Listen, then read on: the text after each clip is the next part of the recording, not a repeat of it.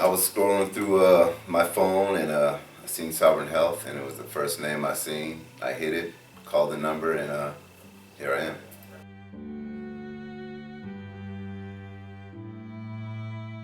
Probably just my alcohol getting out of control, beyond my grasp, and I was at a point, that I was ready to submit myself and see who more I was.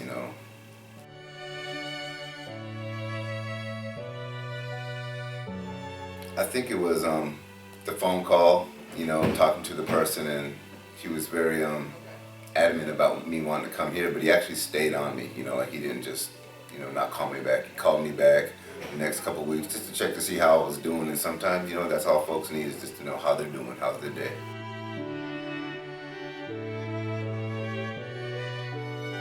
Well, this is the first treatment plan I've gone to, and I plan on obviously being my last. But it was. I mean, it's in California here. It's beautiful out here. There's beaches. There's meetings. There's a lot of things to go to. It's very enlightening. But the staff here is nice. They try to work with you as much as they can to see that you're accommodated in the best way possible.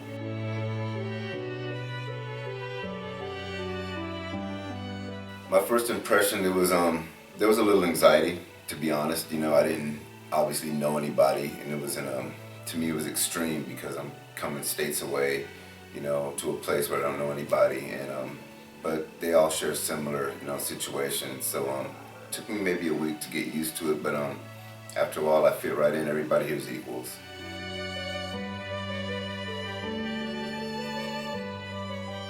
Well, my expectations, I like to keep my mind frame on a high pedestal, and for my sobriety's sake, my high pedestal was not only becoming sober, but finding tools and resources to achieve this. And I found it through going to meetings, getting my first sponsor, and I've gone to 8 meetings for years, and I finally got a sponsor down here.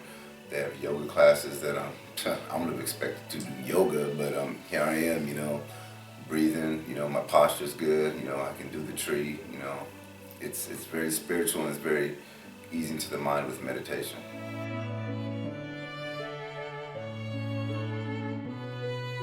The residence I stayed in is the Buccaneer House, and we have a good house. Everybody there connects pretty well, and what we did through other members of the house, they kind of brought in what they do with the family, and have dinner together. We talk about how our day was, what we did good, and what somebody did good for us, and it's kind of a family away from your family because everybody here is without their family. So we did the best job to make ourselves feel more at home.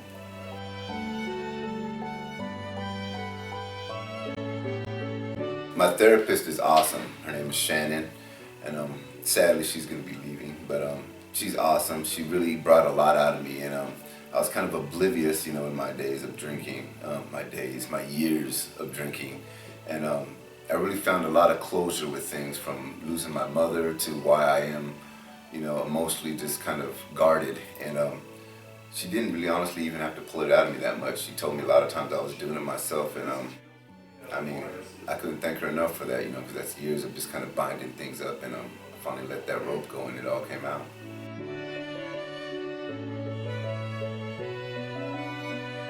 Group therapy they're pretty good because you get to hear from other people from all different walks of life, maybe different addictions, alcoholics, and they share things that you've either gone through or that you haven't, touched yet, and it kind of opens your eyes to other folks going through things that were maybe a little worse than yourself, and kind of puts you in your place and humbles you a little bit that there's other people out there who really went through a lot, and you get to listen. That's what I like to do first, is listen, but to be able to speak to somebody and be any words of encouragement or, to change their perspective on things, that's an encouraging thing to do, and you can get that in return as well.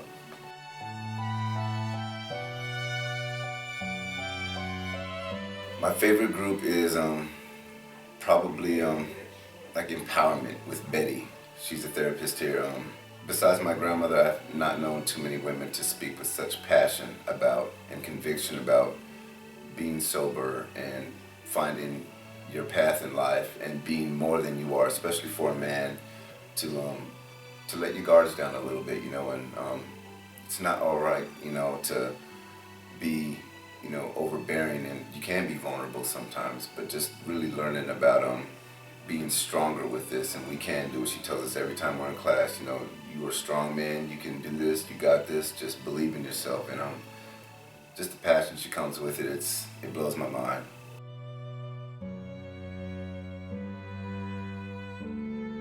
Typical day here in treatment probably goes like this. You get here at 8 in the morning, maybe a little bit before. Your classes start at 8. There's a schedule for you. It's all laid out. You know where you're going. It explains who the facilitator is going to be. And the classes are in 45-minute intervals. You get your break, go on to your next class, and you'll do that for about 3 or 4 classes, and then you'll have a lunch. Everybody will eat lunch together, and then from after lunch, you have one more class, and then your day is done. But throughout the day, you can be taking care of things, talking to your case manager. You get a chance also to kind of intermingle with other people from other groups, whether it be men or women, and you kind of get a chance to just be yourself, because everybody here is equals. So it's a nice time to, kind of work on relationships and your own skills of people talking.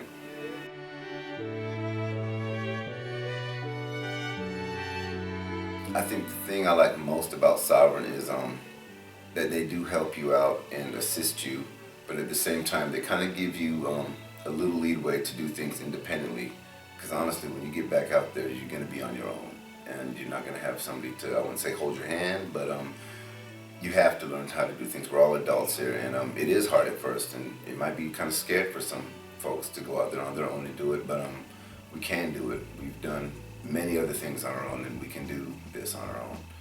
So it kind of leads you into being independent, but with ammunition, like having tools, resources, finding safe groups or AA meetings or what have you, and just kind of building your self-esteem back up, building your courage back up, but to do it in a sober manner.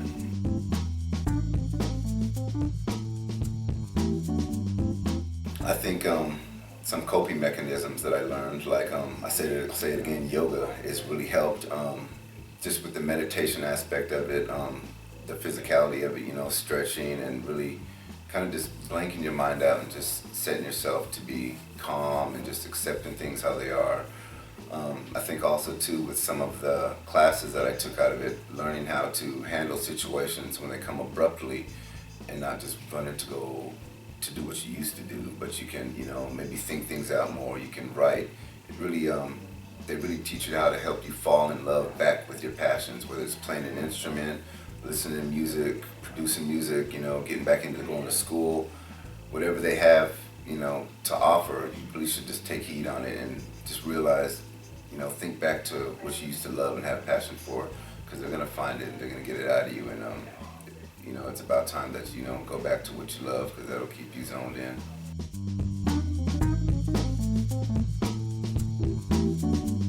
I tell others first, patience is a virtue. You have to be patient, because obviously there's been a lot of people who are patient for you, just being here.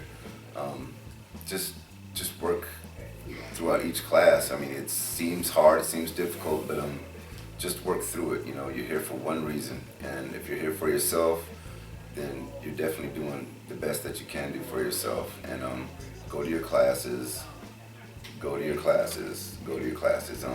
No matter if it's a drag, you might think, oh my goodness, just go to your classes. You don't ever know what somebody's gonna say in there that just turns a light bulb on in your head. The rest of the class may be one thing, you're not into it. One person can speak about something, and it could either break you into tears, or it could, just be that epiphany that you've been missing out on. But there's a lot to get out of here. They don't just have these classes up here just because, there's a lot of benefits to reap out of this, and you can learn so much by just listening first, and then you might want to start sharing. If you're not wanting to share, listen, but what you have to say is important too. So there's definitely, I think, the intermingling of people in general can just bring you back to your senses, and by being sober doing it, it's almost kind of exciting yet anxious, knowing who you are and to get out into the world and do this again. It's, you got this though. No matter what happens, you got this. I know at first I was a little anxious, but